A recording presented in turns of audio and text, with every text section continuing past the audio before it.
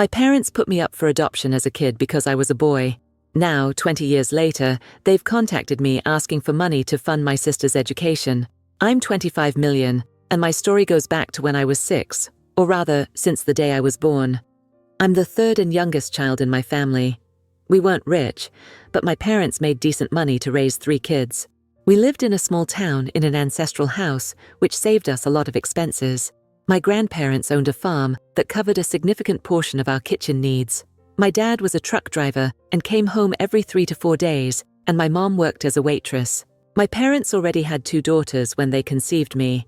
I was the unplanned one, and you know how parents feel when an unplanned child comes along. Obviously, I didn't know about this as a kid, but as I grew up, I started understanding these things in bits and pieces. It wasn't pleasant to realize I was unwanted. My parents wanted to get rid of me, but the doctor advised against it because it could have led to serious health complications for my mother. My parents, especially my mom, wanted a girl. Her reason was simple.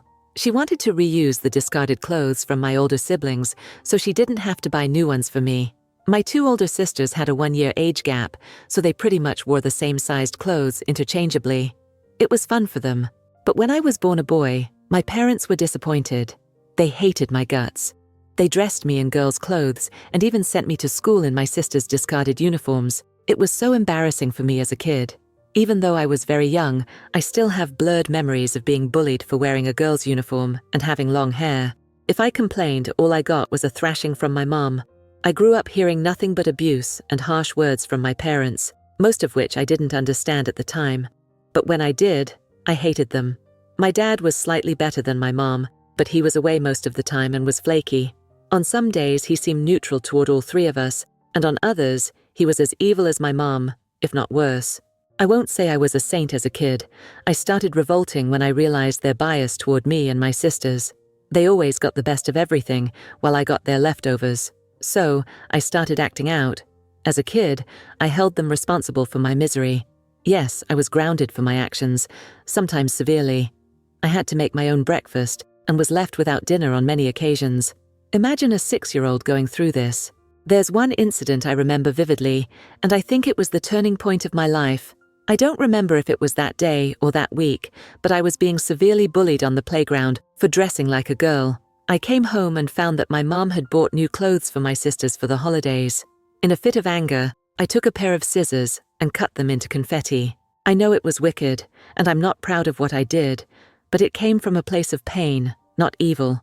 I was sick of being ridiculed because of my parents. Instead of understanding my pain, they considered it a sin that deserved the strictest punishment. They decided to put me up for adoption. They waited for a month, but there were no takers. Their anger was unleashed on me. I was constantly told how useless I was, that no one wanted me. There were times I heard my mum say, "I wish I had gender checked. I would have never brought him into this world." It haunts me to know that my parents hated me so much for something I couldn't control. When there was no response to my adoption, they started talking about it to their friends and relatives. My dad knew someone in the next town who ran a food van with his wife. They were poorer than us, but wanted a child. They were in their late 30s and had been trying for over a decade with no luck. My dad spoke to them, and they agreed to adopt me. I remember the moment Dad broke the news to Mum and my sisters. They were delighted, overjoyed even, to get rid of me. Dad gave a disclaimer though. They were poor, and I might never be able to attend school. Mum rolled her eyes and said, "Who cares? Just drop him off there tomorrow." I stood numb in the corner, clutching the curtain. No matter how much I hated my family, I was scared and hurt at the thought of leaving them. Tears welled up in my eyes, but I didn't cry out loud. They were so caught up in their happiness, enjoying the moment, that they forgot I was even there. When Dad saw me in tears, he came over, rubbed my back, and said, "Pack your stuff. We'll leave tomorrow morning for your new family." I cried out loudly when he said this, but I realized it was falling on deaf ears. So I went to my room, packed my things, and prayed that my new family would be less wicked. The next day, Dad drove me to the next town. I don't exactly remember the emotions I was feeling, but I wasn't crying. Maybe I was just numb, both when I left the house and throughout the drive. My new family was indeed poor. They had a tiny house with 1 room, and they had renovated the storehouse into my room. I had no complaints because, at least, they made an effort to provide me with a space of my own. I never had my own room or a bed before. My sisters had a bed, and I was stuck on a cot in the corner of their room with a tiny closet for my belongings. This new room was smaller than our old one, but it was cozy. My new parents, Mary and John, were warm and loving. But coming from a disturbed household, I had never experienced that kind of love before. Yes, I had seen my parents shower love on my sisters, but never on me. I doubted my new parents' intentions at first, thinking their love was just temporary. I tried not to get attached because I feared they might throw me away too. Childhood trauma, you know. It took me many months to realize they actually loved me and weren't putting on a facade. Yes, my schooling was discontinued that year because my parents moved me mid-session. But my new parents promised to get me into school the following year. I witnessed how they worked extra hard to save money to make that happen. That's when I started loving them back. My adoption turned out to be a blessing in disguise. My biological parents never showed up after shipping me off to Mary and John. Honestly, I was relieved because, here, I was treated according to my original identity, as a boy. Mary and John were incredibly hardworking people. They worked 14 to 16 hours a day running their food truck, which was parked just outside their apartment. I was never left alone because I could see them right through my bedroom window. Eventually, I started spending my days on the truck, helping them with whatever I could. When I got admitted to school, I dedicated my time to studies, but still helped with chores whenever I was free. I was a little over 10 when I started helping John at the cash counter. I was pretty good at calculations and learned business and accounting from a very early age. After high school, I wanted to run their business full-time, but they both insisted I complete college first. They funded it with their savings. They were getting too old and weak to run the food truck, and I wanted to take responsibility for them the way they had taken responsibility for me. But they assured me they could manage for a few more years, and that I should pursue college. I studied business and accounting because I ultimately wanted to be an entrepreneur. My graduation day was the happiest day of my life. John and Mary were over the moon. They even asked my biological parents to attend the convocation, but they didn't show up. After college, I wanted to take over the food truck and let Mary and John retire, but they had other plans for me. They had saved up a considerable amount of money and handed it over to me. I was overwhelmed by their gesture. John said they could survive on their own for a few more years, but they didn't want to drag me into their struggles. He gave me the money to start my own business. I didn't want to waste it blindly, so I used my business knowledge. I searched for a small local eatery in a good location that was struggling with sales. I pitched the idea to the owner to lease it out to me on a profit-sharing model. After several rejections, I finally got one. I started from scratch, renovated the place, updated the menu to suit millennials and Gen Z tastes, and provided the best customer service. Sales skyrocketed within a year, and I made double the profit on the investment. 4 years into this venture, I now have 3 cafes in town running successfully. I upgraded Mary and John to a better apartment and got a tiny place for myself. I had been living with them until then. I asked them to get rid of their food truck and enjoy their retirement, but they insisted on continuing it for their happiness. When I left my biological home with my suitcase all those years ago, I never imagined I'd be a college graduate, let alone running restaurant chains in town. Fast forward to last month, it was a usual day at work. I was busy at the cash counter of one of my restaurants when I saw a familiar face. I felt like I was seeing a ghost. It was my biological father. I hadn't seen him in almost 2 decades. He looked pale and weak. He walked up to the counter with a wide smile and hugged me. There were customers in the store, so I didn't say anything and took him to a corner. His face brought back all the harrowing memories of my childhood.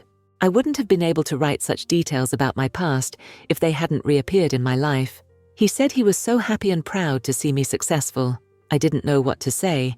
I just stood there, numb. He mentioned he was passing by and had met John, who told him about my successful venture. He said he'd bring my mum over on the weekend. I didn't say anything, and he left shortly after. After wrapping up my day, I went to John and told him I didn't want to meet my biological parents, the ones who disowned me for being a boy. They knew about my distressing childhood. I wanted to run away and hide somewhere that weekend, but Mary insisted that I forgive my parents and move on. I agreed to meet them on the condition that Mary and John would be present with me. When my biological parents arrived at John's house, I thought they would apologize for what they did to me, but I tell you, they had zero remorse. Instead, they counted their so-called favors. My mom said I should be thankful to them for finding such good parents who raised me to be successful. I was shocked to hear that. I wanted to lash back at them, but Mary held my hand, gesturing for me to calm down. I diplomatically said, "I'm blessed to have John and Mary as my parents." The entire meeting was awkward for me. The next day, I got a call from my mother. I didn't recognize her voice. How could I?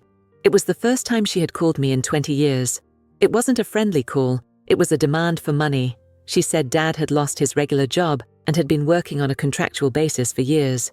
She had also lost her job because apparently no restaurant needs a 50-year-old waitress. It was difficult for them to make ends meet. She asked for $20,000, saying it would suffice. She had borrowed money from friends over the last few months to cover groceries, and now they were asking for it back. I hung up the call, saying I'd think about it and get back to her. Now, here's the thing. No matter how much I hate them, I feel bad that people are chasing them for money. Sometimes I feel like she's just exploiting me, but what if they genuinely need help? I'd feel terrible letting them go through that embarrassment, even though I had the money. Hello everyone. To keep this video going, I need your help. We've noticed that the channel is losing traction, and subscribing is one of the best ways you can support us. It's quick, free, and helps us continue bringing you great stories. So, if you enjoy our content, take a moment to hit that subscribe button and turn on notifications. Your support makes a huge difference. Alright, let's keep going. Update. Thanks for all the comments and kudos. I got quite mixed reactions from people regarding whether I should help my mum with $20,000. I discussed it with Mary and John. Mary was happy that I was considering helping my parents, but cautioned me to stay vigilant. John said it was my money, so I should make the decision. He also shared my fear that they might be trying to misuse my emotions. After a lot of thought, I agreed to take this first and last bet on my biological parents and transferred the money to her account. I did feel good about helping my family, even though they were mean to me. But I was wrong. Or perhaps I was right, because I dreaded they would exploit me financially, and they are indeed trying to. A week after sending the money, my mom called me again. I answered with mixed feelings. She thanked me for the help, and then said, "Your sisters want to meet you. When do you think you can make it?" At that moment, I really felt like my family wanted me back. I know my parents wronged me when I was a kid, and I hated them, but I never hated my sisters. Maybe as a small kid, I might have done some petty things to them, but as I grew up, I never held them responsible. It wasn't their fault. Sometimes I even thought my parents got rid of me because they were poor, not because they were evil. I told Mom we could meet on the coming Sunday and that I could drive home. She interjected, saying, "Why don't we meet somewhere outside?" I didn't think much about it at the time and just said, "Okay." She said she'd text the location and time details later. After I hung up, I felt this uneasiness. Why didn't she want me to visit home? I mean, yes, it doesn't matter where you meet, but still, meeting your family after so many years, wouldn't you invite them home instead of meeting at a restaurant? Nevertheless, she sent me the details, and it was one of the fanciest restaurants in town. I didn't think much of it then, because my mind was stuck on the fact that they didn't invite me home. I went to the restaurant, and they were already there. My sisters rushed to hug me. For a moment, I was happy to see them after so many years. We were having fun catching up until the menu came, and they started ordering food. They deliberately looked for the priciest items. When they asked my father what he wanted, he just grinned and said, "Order the most expensive one." My son is a big man now. That was so petty of him to say. Had John or Mary said that, I would have been a proud son. But coming from my biological parents, it felt mean and wicked. There was nothing I could do. I sat there, watching them gorge on the food, plundering my wallet. Yes, I paid the bill too. Wild thoughts ran through my mind, like ghosting them before the bill arrived, but that would have been too harsh. I pledged right then and there never to fall into their emotional trap again. I was cold for the rest of the evening, and I bet they didn't even notice. While leaving, they didn't invite me home. Instead, my elder sister asked, "So, where are we dining next?" I faked a smile and said, "Nowhere," then waved them goodbye. I came back and told Mary about my greedy family. She was shocked. She's a very kind and independent woman, and she found all of this deeply disturbing. She advised me not to be a fool again, not to think too much about them, and to focus on my life. I did just that. My sisters called me after a week or so, but I didn't respond. My mother also called, but I ignored her. It's been 2 months since then, and now they've stopped texting or calling. I think they got the hint that I didn't want them in my life. Update 2. Hello everyone. Thanks for all the love. As I mentioned in my last post, I stopped responding to my sisters and biological parents because I realized they only wanted me for my money. Almost 5 months later, yesterday, she called me again. I saw the phone ringing and answered it impulsively. She began with small talk, asking about me and my work. It sounded so fake and pretentious that I couldn't bear it. I cut her off and asked, "What do you want?" She took a deep breath and said, "Your sisters had to drop out of college because Dad couldn't pay their tuition fees. We want you to fund their education." I flipped out. She asked me to calm down and said, "They're your sisters, your family. You should help them." I was at work at the time and didn't want to mess up my head, so I hung up. She called me again in the evening. I ignored the call a few times, but it was bothering me. Ignoring wasn't the solution. The next time she called, I answered. She said, "Your sisters are very excited to rejoin college. So how are we going about this? Will you pay in one shot or semester-wise? I suggest you transfer the whole amount to me, and I'll pay the tuition before each semester. You don't need to trouble yourself." I was like, "Whoa, hold on, lady. I'm not making any payments." She was shocked. She didn't expect no to be an answer. She said, "What do you mean? You don't want to pay? It's fine. We can manage in installments." I repeated, "I don't want to pay, period.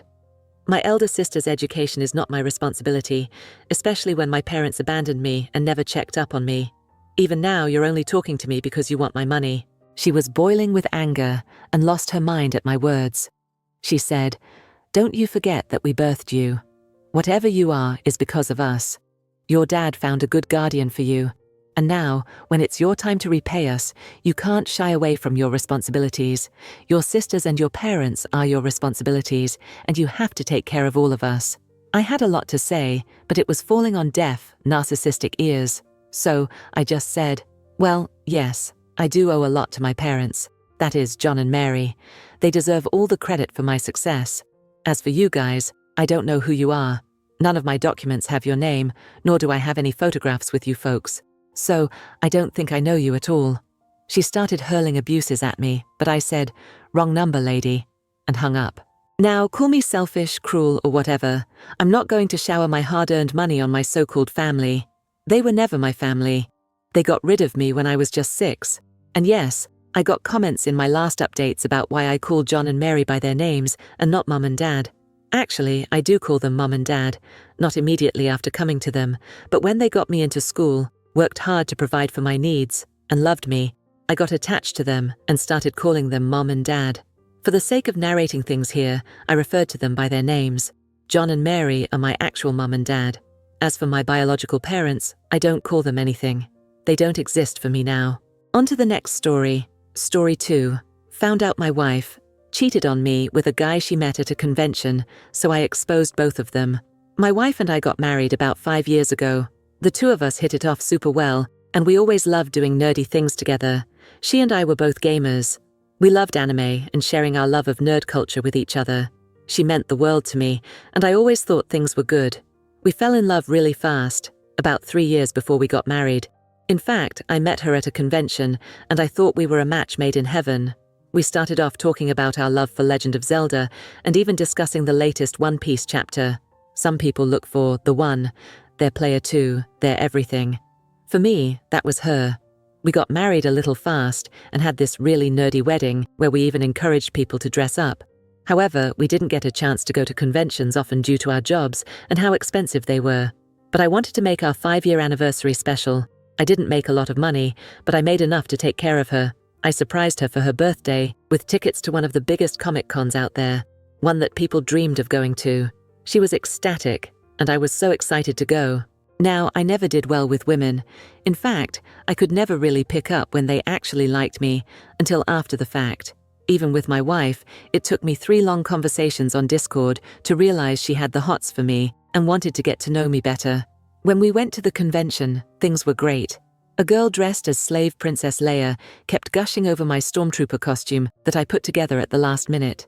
After she left, my wife pulled me aside, talking about how that girl was all over me. I told her I didn't even realize it. I was so bad at reading the room that I didn't pick up the signs. My wife was a little frustrated, but we continued on with our day. It was a 3-day convention after all. We went to this meetup, and that's when he came in. He was dressed as Han Solo. My wife, who was also dressed as Princess Leia, started talking to him. The two of them started talking a lot more, getting closer. I stepped in and mentioned I was the husband. The guy said it was nice to meet me, but refused to make eye contact. After he left, I confronted my wife. She said there was nothing going on, and that he was just a nice guy who liked my outfit. She was the biggest Star Wars fan, so naturally, she liked gushing about it. I brushed it off, thinking it was nothing. The weekend continued. The next day, my wife woke up sick and exhausted. I said I would go down and be back later. I left, but part of me couldn't shake what happened the other night. I chalked it up to maybe my own imagination. However, my wife wasn't answering my messages. We still had one more day before the end of the convention. I bought her something to give to her after I got back. When I approached the room, I heard sounds, moans and such. I dismissed it, thinking it was maybe my wife watching something. But when I opened the door, I saw her there, looking at me. It was clear she had done something. I confronted her, but she said there was nothing. I looked around, trying to find someone, but there was no one. I dismissed it. The convention passed, and my wife grew distant. She worked longer hours and came home exhausted. I asked if she wanted to watch a movie together, but she would tell me she was busy. I couldn't shake the moans I had heard. While my wife showered, I saw her Discord notifications were turned off. She never turned these off during the duration of our relationship, so something was amiss. I opened her phone, surprised that the passcode was the same, and I began to read the messages. They were from the guy she met at the Star Wars meetup. He kept flirting with her, and they exchanged pictures. He even mentioned he wanted to roleplay with her, and she was all about it. I angrily set the phone down and pretended like I never saw anything. My wife asked me if anything was wrong, and I lied and said I was fine. However, it was not fine. I researched how to get a divorce. It would be quite hard to serve, but I wanted to humiliate her and show her that I knew everything. I told her about another convention and how I wasn't going to be able to make it, but she could go. Her eyes lit up slightly. Even though we wouldn't be together, this was my partner, someone I wanted to be with forever, who just tossed me away. It was a gut punch, but I couldn't let her know what I was planning. On the day of the convention, I followed through. I did some research on this guy and found out they actually worked pretty closely together. I went to the convention and found them, of course, right in front of her favorite voice actors. That's when my plan came into play. I watched them get in line and hid behind them. I wore a mask to hide my face, but watched them like a hawk. When they got closer, the voice actor asked her how she was. She pulled the man closer and said she was having a great day. They shared a kiss, and that's when I made my move. I stepped right in between them, pulling off the mask and looking directly at my wife. She dropped his hand and stared at me, asking what I was doing. I argued with her, saying I caught her with him and that she cheated on me. She denied it, but I pulled out the Discord messages, slamming them down on the table. The other attendees watched, shocked that I would do something like this. But I didn't care. I announced to everyone there that my wife was a cheater and that she cheated on me with this guy, whom she also met at a convention. The celebrity stood up, said he needed a break, and disappeared. My wife's eyes filled with tears, and she begged me to listen to her, but I couldn't. I told her she lied to me, saying she was going alone. I told her I knew about them meeting up, about the late nights at the office, gaming with the girls. I called them one day and asked. They said they hadn't heard a thing about a gaming night since they were busy preparing for the holidays. My wife stood there, embarrassed. She told me she wanted an open relationship and had thought about asking me. I told her I didn't want to hear it. She was upset that I stepped in like that, but I knew she had messed up. We got home, and I grabbed my things, staying at a hotel. I contacted an attorney to get the paperwork ready to be filed. She tried to convince me to stay, saying we should have an open relationship. She said I could sleep with other women, and she could sleep with men. I never wanted that. I wanted her. She was my player too, my everything. My actions got traction. Someone recorded me embarrassing my wife and posted it all over social media. I proceeded with the divorce and got the house and all our things. I sold it though, because I didn't want to be reminded of the painful memories of the time we shared together. I don't know what happened to my wife. The nerd scene knew all about this, and it was a huge scandal on Twitter and other platforms for a while. Her boss eventually found out because of what they saw, and I'm not sure if she stayed at her job or not. Frankly, I don't care. My quest for love continues, but not with a cheating woman like her.